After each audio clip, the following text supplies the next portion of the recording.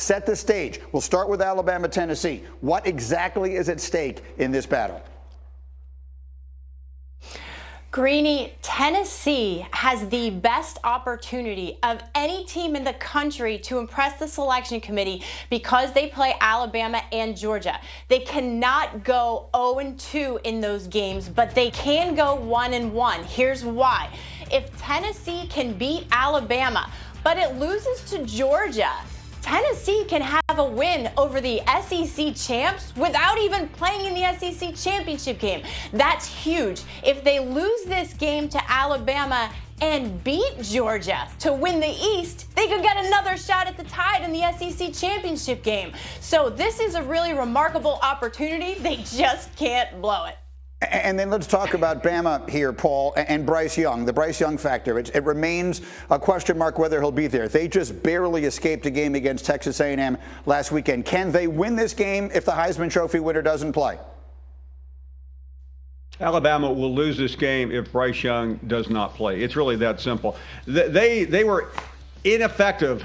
In fact, they were scary to watch Saturday night against Texas A&M, a team that they were a 3-touchdown favorite over, Greeny. So they need him desperately. I believe very strongly he will play. We don't know how effective he's going to be. The hostile environment, all that doesn't matter to Bryce Young. He's the best quarterback in the country.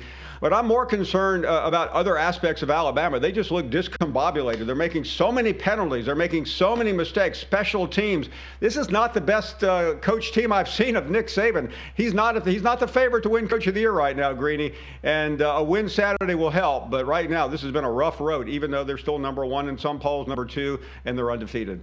All right, so that is a huge game. Now we circle back to the one we talked about in the Big Ten. In this case, I will start with you, Paul. Michigan is a favorite at home against Penn State. Are we putting them on upset alert? You have to. And Penn State's a little bit hard to wrap one's arms around. They have a huge road win at Auburn. Quite frankly, that's not really a big deal now that we've seen Auburn limp around for the last couple of weeks. But they're still alive, and this is a big moment for James Franklin. If he can win this game, he's got Ohio State later in the year at home, so the opportunities are there. I sense Michigan is going to pull this out, though, although they are not the most impressive undefeated number 4 ranked team in America. Heather, is it a must-win for the Wolverines? Not necessarily, because if they lose this game, technically they can still run the table, beat Ohio State, win the Big Ten, but they would need Penn State to lose twice, and I don't think that's going to happen. Penn State can certainly lose to Ohio State, but I think that's the only game left on their schedule past this one that they really have a chance to lose. So the one thing that everybody wants to avoid in the Big Ten is a 3-way tie between Ohio State, Penn State, and Michigan with one loss in the East, because that gets into a tiebreaker scenario that will make everyone's head explode. So Michigan, bottom line, they're going to have to win this game in order to stay out of trouble and control their own destiny. Super quick finishing here for both of you. Heather, starting with you. Ohio State has now become the betting favorite to win the national championship. If you had to pick the national champ right this minute, who would you say it's going to be? Well, I'm glad Vegas and everybody else has finally joined the party, because I've been saying Ohio State since August. I'm sticking with it until they give me reason not to. How about you, Paul? I'm staying in the SEC. I like Ohio State, and right now, Greeny, they are the best team, but I still got my eyes on Alabama and Georgia to get a lot better. So, Heather, you can have Ohio State. I'll see you in LA with the SEC teams. We got ourselves out of this circumstance in one day or one performance. All right, so Kmart, you were there this weekend. That was your game. And look, Mike Tomlin, before the season began, so much of the faith in the Steelers was based on our never-ending faith in him as a coach. So with it going as badly as it is, what is a reasonable amount of the blame for this to lay at the feet of the head coach? So I think all of it. I really do. And that sounds really harsh, but as no nonsense a guy as Tomlin is, he's a great coach. Let me say that. He's a great coach, but that does not mean he's above criticism, right? As no nonsense as he is, I would have to think that Mike Tomlin, the way I know that he stands in front of these guys every week, I would have to assume that he has challenged them, talked to them about how what they display on this Sunday, that Sunday, is not good enough.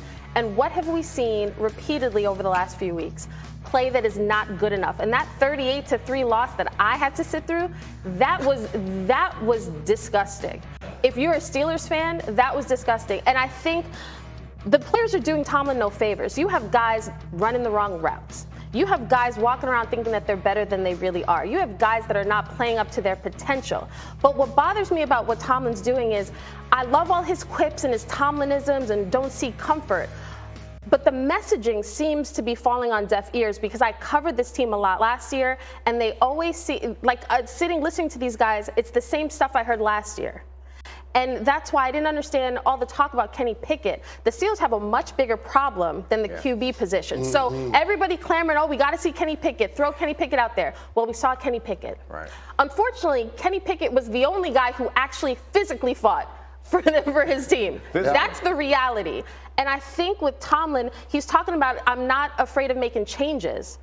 But he hasn't made any changes. Bench guys, start different guys, do something else because what's going on is not working. I don't think we need to protect Mike Tomlin. He certainly deserves some of this blame. But also, you talked about the roster construction. That's not his bailiwick. Like, he's responsible for coaching the team. He's not responsible for building the roster. And there are major holes in this roster. And this show is becoming the offensive line show every week, it feels like. But they have not built up. They're doing better protecting, but they can't run the ball. And it seems like the way that we know these Steelers is defense and aggression and great O-line play. They aren't doing that. The last several drafts have been like, I don't know, it's the type of draft that you expect from teams that don't know what they're doing. It's like if you have all these problems last year, we saw these problems with the O-line last year. Why are we drafting Kenny Pickett in the 20s? He's not going to solve your problems there. Why are we drafting, no disrespect to Najee Harris, he's great, but drafting Najee Harris and early in the draft. Like O-line. when you have all these other issues that are like core to NFL football, and you're drafting pieces that feel like kind of icing on top, cherry on top pieces, like that's on the roster construction too. So, Chris Canty, what do you see? The Steelers are a team that they never rebuild. They reload, which is why you take a running back in the first round. You figure, okay, we're a piece or two away. If they actually aren't, what does this mean? Just how bad is this going to get in Pittsburgh this year? This means it's going to be Mike Tomlin's worst season with the Pittsburgh Steelers. He's probably going to have a losing season. And here's the thing, Kim, you're right. Mike Tomlin has to wear some of this because he is the head coach, but ultimately this is an organizational shortcoming because they didn't have an off-ramp from Ben Roethlisberger. Yeah. If you look back to 2019 when Big Ben had that elbow surgery, you knew that that was the beginning of the end. You should have put a succession plan in place then. It would have been nice to maybe go the direction of drafting a quarterback in that 2021 class where you had 5 quarterbacks go in the first round. I'm not saying that solves everything, but you look at that position, you also look at up front with the offensive line, to Dom's point, that O-line is 27th in run block wins. The back end of their defense is bereft of talent. You're talking about them being 24th in opponent QBR. It ain't Mike Tomlin's fault that Trey Norwood decided to try to do somebody else's job and get beat 98 yards on a sluggo. That ain't on Mike Tomlin. That's because you don't have the talent on the back end, and that's from the general manager, Kevin Colbert. Not Omar Khan, who just took over. That's Kevin Colbert. I just wish I could cry, or like one tear, because the offensive line confidence I'm just so happy. I can't tell you, it's like joy. But to your point, to Kim's point, if you're either coaching it or allowing it. And so to your point about, hey, he's not out there, you can't get that if you can't get beat. If you're going to get beat like that, then you're on the sideline with me and somebody else is going in there, right? Like, and I'm not who else is going in there? Well, that's the point. Yeah, but what I'm saying is it can't get worse than 38-3. So at least you're now developing and you're bringing something to the culture of the locker room, saying, hey, we're not going to tolerate. And listen, I'm not a huge Belichick fan of the way, but if a dude makes a mistake on his team, he'll be on the sideline with them, right? Like, we're all going to watch this thing together. I think at some point you're coaching in a line, and again, this is not all on Mike Tomlin. I think he is a heck of a football coach, but things are being allowed in that organization that we have not seen in years. And if you're the Steelers and you can't run the ball and you can't stop the run, it's ugly. And right now, that's happening in Pittsburgh. We are going to come back to this a little later this morning, and we will ask one big question then. If they wind up with a top 3 or 4 pick, which our analytics suggest they're going to, do they take a quarterback in the first round again for the second consecutive year? We'll talk about that and more as we go. But right now, baseball postseason getting rolling. ALDS is